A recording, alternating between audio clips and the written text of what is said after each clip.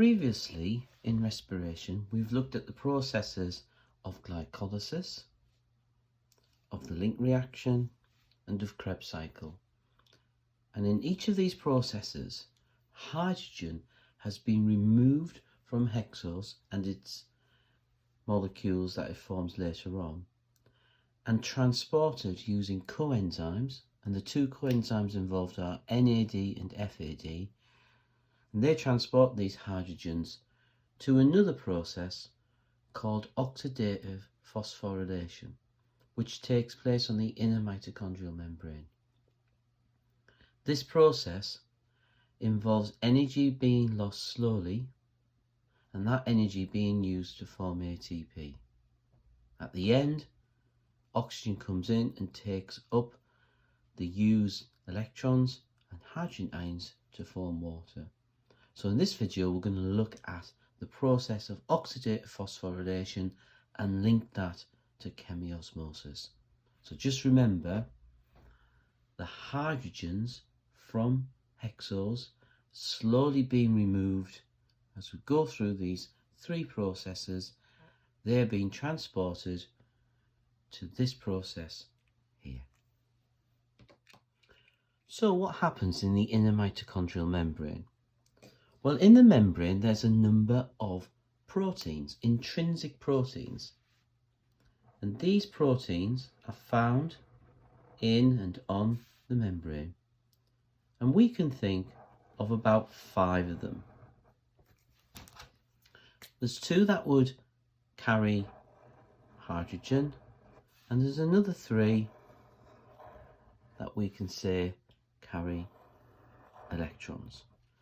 Now, they're not arranged like this in the inner mitochondrial membrane, but I've put them like this to show the relative energy content compared to oxygen at the end. So this is very similar to the light-dependent reactions in photosynthesis. So the reduced coenzymes that are found, that are produced in the link reaction and Krebs cycle and of course glycolysis, are either reduced NAD or reduced FAD. So let's start with reduced NAD. So reduced NAD comes in, and this would come from, if you remember, glycolysis, the link reaction or Krebs cycle. And these would come in, and the reduced NAD here does something very interesting. It comes in and releases its hydrogen. I'm just going to put it down as 2 hydrogen. It doesn't really matter what it is. And that forms NAD as well. So, reduced NAD, no matter where it's from, releases hydrogen and gives it to this first protein carrier, hydrogen carrier in the inner mitochondrial membrane. Because this carrier has taken up hydrogen, we say it is reduced. What happens next is that those electrons are passed from that carrier to this carrier. So 2 hydrogens come up there. And when this loses hydrogen, we say that it is oxidized. And when this gains the hydrogen, we say that this is reduced. So straight away you can see that when the hydrogens move from one carrier to another, the first one is oxidized and the second one is reduced. So we're going to have a series of oxidation reduction reactions or redox reactions. When the hydrogens move from this carrier to that one, some energy is lost. And we'll talk more about that energy a little bit later on. The next thing that happens is that these hydrogen atoms split. And they split into hydrogen ions, protons, and electrons. The electrons are passed on to an electron carrier, so that's another protein molecule. And the hydrogen ions are released. We'll talk more about them a little bit later. But when this loses hydrogen, it is oxidized. And when this carrier gains electrons, the gain of electrons is also classed as a reduction. So once again, we have this oxidation reduction process taking place here. What happens next is that these electrons are passed to the next carrier. And exactly the same as before, that's an oxidation and that is a reduction. And at this point, some energy is also released. And then finally, the same thing happens again. We get electrons passed from that carrier to the other one. That is a reduction, that's an oxidation, and we get energy released there as well. So what this chart is showing you is how much energy is in the hydrogen and the electrons compared to how much there is at the end. So we have, as I said before, a sort of graph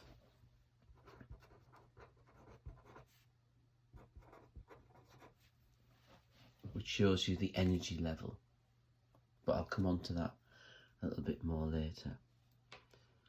Now you may realise that we've left something out, and that is reduced FAD. And reduced FAD also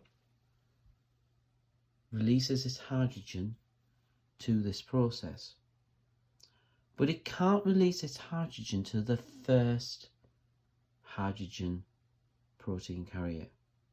It can only release it to the second one.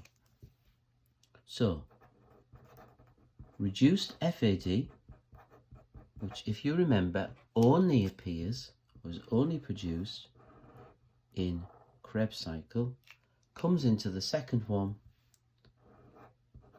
releases its hydrogen to that second carrier. Now, quite a few students get a little bit confused here because they think, well, how can that happen if that is passing? If this is passing hydrogen to that one, how can this pass hydrogen to that one as well? Does this get more hydrogen than normal? And the answer is no, it doesn't, because imagine these are roads with cars and these two roads are joining together to form one road. The cars take turns into getting onto that road, and that's what happens here. So the hydrogen will move from there to there. When it moves from there to there, if there's a reduced FAD here and can nip in and deposit its hydrogen before one travels from there to there, then that happens, and it just works its way through. So don't worry too much about that.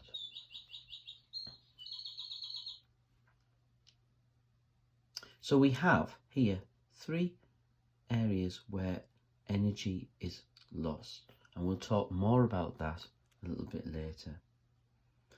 But what we also have at the end is some electrons in this final protein.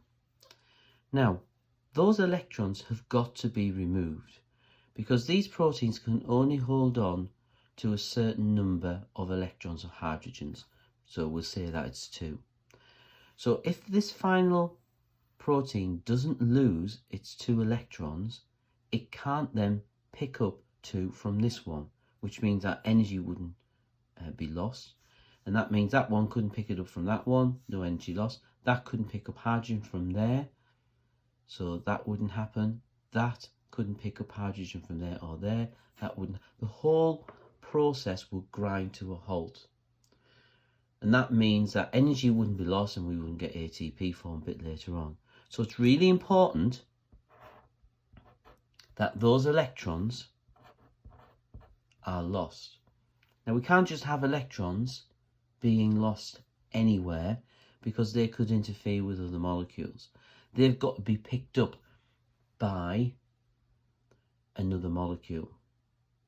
And what happens is that they are picked up by another molecule together with the hydrogen that was the hydrogen ions that were released here.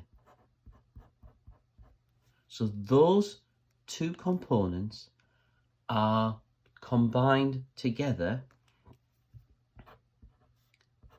and an easy way to combine them together is to combine them with an oxygen atom. Now oxygen exists as molecular oxygen, which is O2.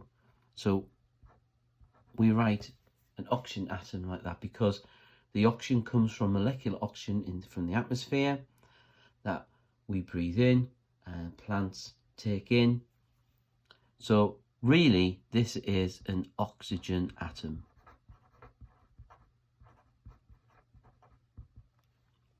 And the oxygen atom combines with the hydrogen ions and the electrons to form a water molecule. This is the final electron acceptor.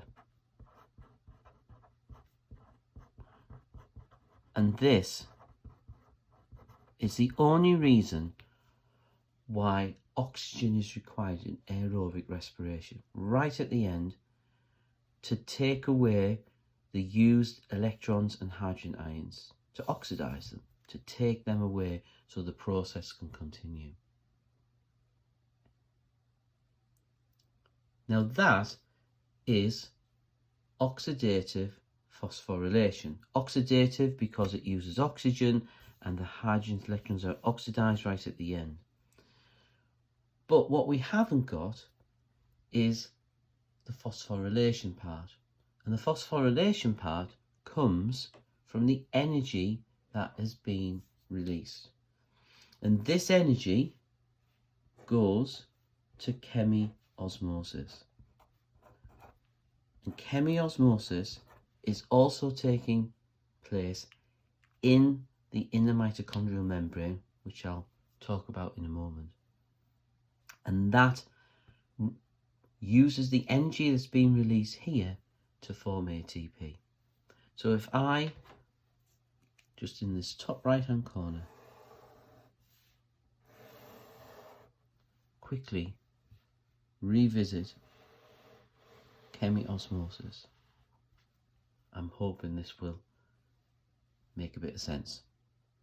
So in the inner mitochondrial membrane, there's our inner mitochondrial membrane.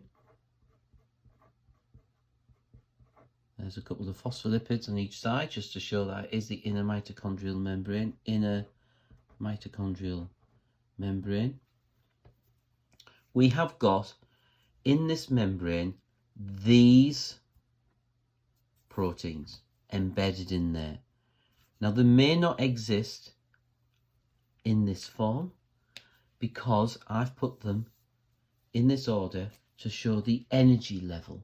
Okay, so energy level of hydrogen or electrons compared to oxygen.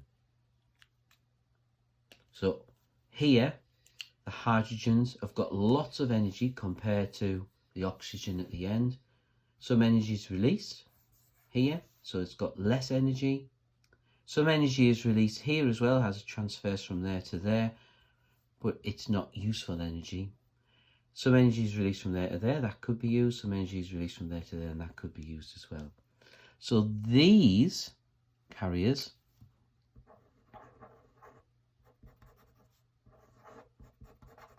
could be in the membrane, and these 3 electron carriers could also be in the membrane. Where they are, you don't need to know. But basically, what is happening is that the electrons, well, the hydrogens first, then the electrons are being moved between each of those carriers, and we get energy released at certain times. So this is what we have here. At the end, we've got oxygen. I'm not going to put the oxygen in because that'll confuse things. But what we do have in this membrane, same membrane,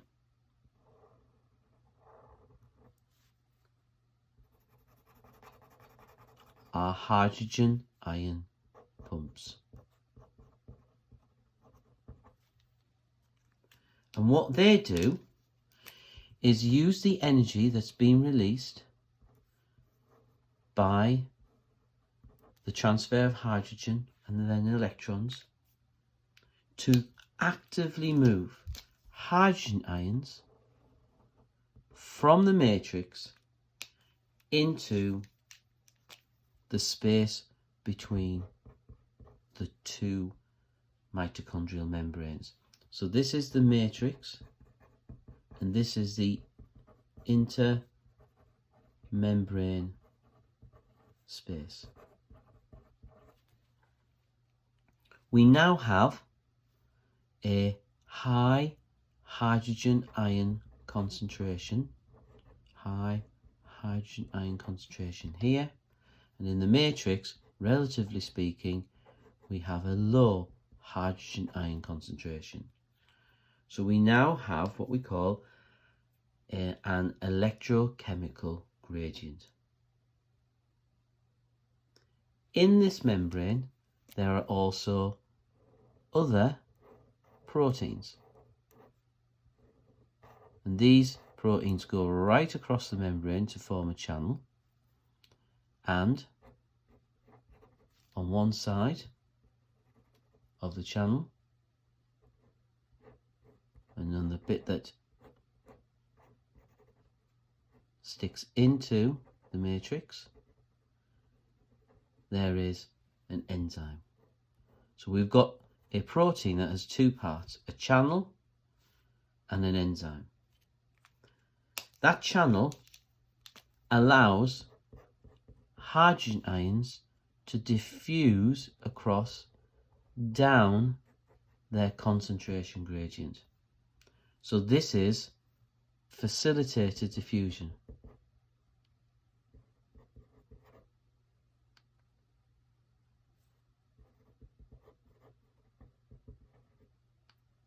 I think I've spelt that wrong, but never mind. Facilitated diffusion. Whereas this is active transport.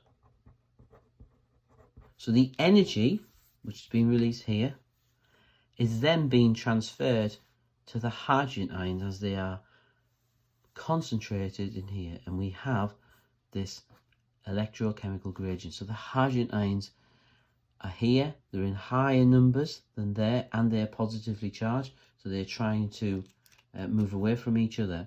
And what we have to remember is that this membrane is impermeable to hydrogen ions, so those hydrogen ions can't just escape out of there. So as the hydrogen ions move down their concentration gradient, they release energy. And that energy can be used to combine ADP and inorganic phosphate to make ATP. So we have our phosphorylation part. So this whole process is called oxidative phosphorylation.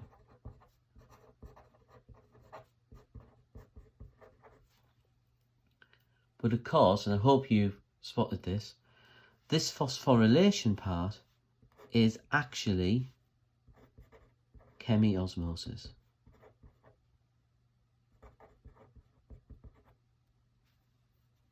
As well, the whole of this.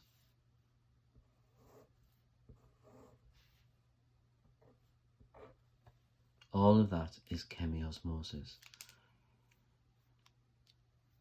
So we've reached a point now where the energy from glucose, from hexose, has been transferred to hydrogen atoms.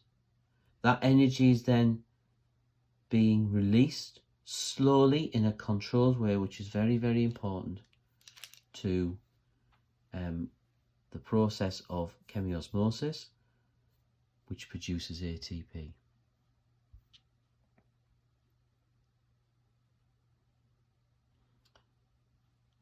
The next stage is to calculate how many ATP molecules are produced per hexose molecule that enters glycolysis. And that is a task that you should do and then respond to on the video.